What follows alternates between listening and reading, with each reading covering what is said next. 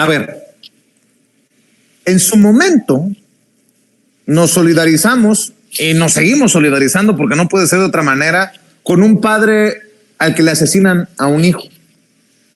Y en el caso que le voy a comentar a continuación, pues doloroso, ¿no? Dolorosos todos, pero sobre todo que llevó a Javier Sicilia a las calles, el poeta Javier Sicilia, quien en su momento se dedicó a repartir besos. ¿Se acuerda que el hoy presidente le sacó la vuelta a uno de los besos de Javier Sicilia? Javier Sicilia, que creo yo se ha convertido en aliado de los peores intereses en el país. No sé si no se da cuenta, pero bueno, le escribió otra carta al presidente Andrés Manuel López Obrador. Dice algo así. Es la 7ª carta abierta a López Obrador. Dice: hace mucho que no te escribo, Javier Sicilia a López Obrador. La última vez que lo hice fue en marzo de 2022, hace casi 2 años. Volver a hacerlo era inútil. Me di cuenta de que, como el cantinero de la caída de Camus, solo conoces el silencio de los bosques primitivos y el enfado frente a cualquier lengua civilizada.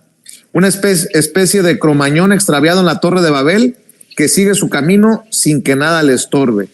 Si lo hago de nuevo ahora es únicamente para decirte en nombre de las víctimas las palabras nada gratas que los mexicanos solemos decir cuando algo ya no tiene remedio. Te lo dijimos. Lo hago también para hacer memoria y a través de ella advertirles a las candidatas a la presidencia de no atender seria y manera prioritaria la tragedia humanitaria que vivimos. Perderemos el país por completo. La democracia es una entelequia bajo condiciones de inseguridad, sufrimiento y violencia extremas, y con un Estado capturado hace mucho por el crimen organizado.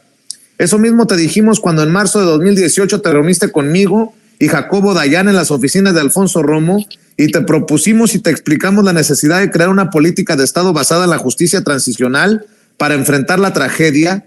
Recientemente la revista Conspiratio MX dedicó su número a ella como una botella lanzada al mar. Recuerdo que nos dijiste: yo sé que hay que hacer para sacar adelante este país, pero sobre este asunto no sé nada, ayúdenme. Por supuesto, Andrés, respondí, pero primero gana la presidencia y nosotros te ponemos a un grupo de expertos para desarrollarla. El 8 de mayo de ese mismo año, en la reunión pública que las víctimas tuvimos contigo y con los candidatos de entonces en el Museo de Memoria y Tolerancia, reiteraste que la llevarías a cabo. El 14 de septiembre, ya como candidato electo, refrendaste el compromiso en el Centro Cultural Universitario Tlatelolco. Probablemente la indignidad de tu memoria dirá que mentimos, pero todo está en YouTube. Ese mismo día instruiste a quienes serían tu secretaria de Gobernación, Olga Sánchez Cordero, y tu subsecretario de Derechos Humanos de esa institución, Alejandro Encinas, a que trabajaran con nosotros. El 21 de noviembre, Jacobo Dayan reunió un conjunto de expertos en la materia y de víctimas para trabajar la propuesta con Encinas y su equipo. Los documentos que tienes, y quién sabe en qué lugar del desorden de tu cabeza y tu escritorio enterraste, se encuentran en una propuesta ciudadana para la construcción de una política sobre la verdad, justicia y reparación a las víctimas de la violencia y de las violaciones a derechos humanos. Al final, como ya es costumbre en ti, mentiste y traicionaste. Esa política nunca estuvo en los 100 puntos del programa de gobierno que leíste en la Plaza de la Constitución el 1 de diciembre. La redujiste a una comisión de la verdad para Ayotzinapa, coordinada contra todo sentido de la justicia transicional por Encinas, lo que ha redundado en el fracaso. Para colmo, no solo te pusiste a abrazar a los criminales, sino que llevaste el sueño de Calderón y Peña Nieto a un extremo insólito.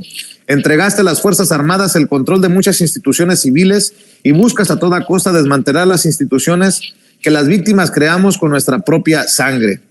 Si no eres un dictador, tu megalomanía se asemeja bastante a la de ellos.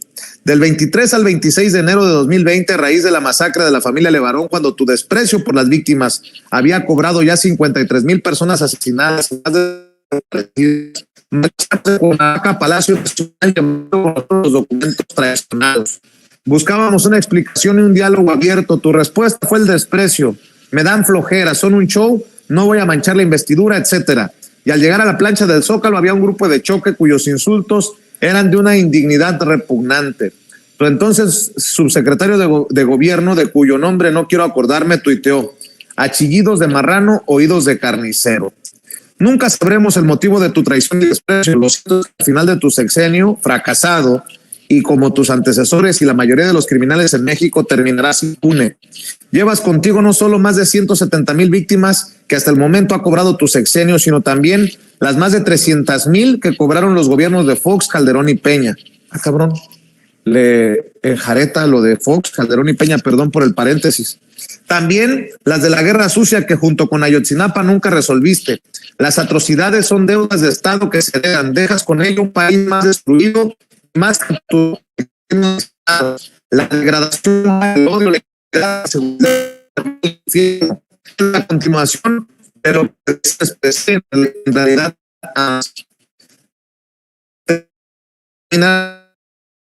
la voz de un partido bovino y plagado de arribistas, chapulines y corruptos, y la oposición plagada de los mismos son iguales. Como tú, en la época en la que gobernaron, intentaron ocultar, maquillar y relativizar la tragedia. Como tú, usaron y usan a las víctimas a conveniencia. México no necesita una transformación. La tuya hizo más hondo el error y el fracaso de Estado. Tampoco el regreso, como pretende la oposición, a un Estado de Derecho que solo existe en su imaginación. Necesita, se lo dijimos el de 2011, fundación. Para lograrlo sería necesario aceptar que México y sus instituciones están capturados por el crimen organizado y dañados moral y políticamente de manera grave, que no hay por lo mismo el suficiente Estado para descapturarlas y sanarlas, y que la única alternativa larga y dolorosa pero con rumbo es una política de Estado basada en la justicia transicional.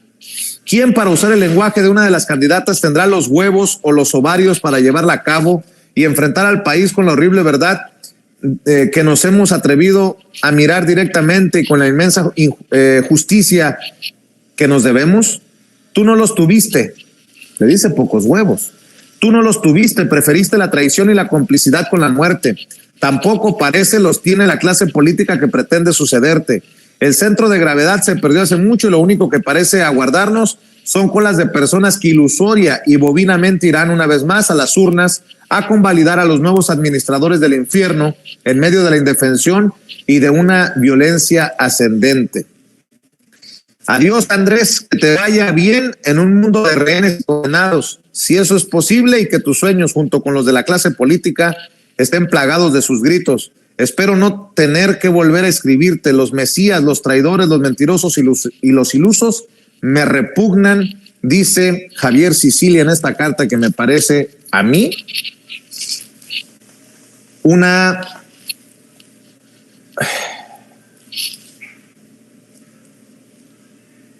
despropósito lamentable, así lo calificaría yo, pero al final es solamente mi opinión y me dirán palero y me dirán que por todo defiendo a López Obrador, pero esa es mi opinión. Él tiene derecho a la suya, nosotros tenemos derecho a la nuestra, pero en honor a la verdad he leído la carta completa para que luego no vayan a decir que nada más elijo algunas partes de esta carta de Javier Sicilia que se ha desfigurado en el camino, ¿no? De aquel poeta que marchaba por la justicia a este personaje que le hace el caldo gordo a los odiadores de López Obrador, si no es que él se ha convertido en uno de ellos.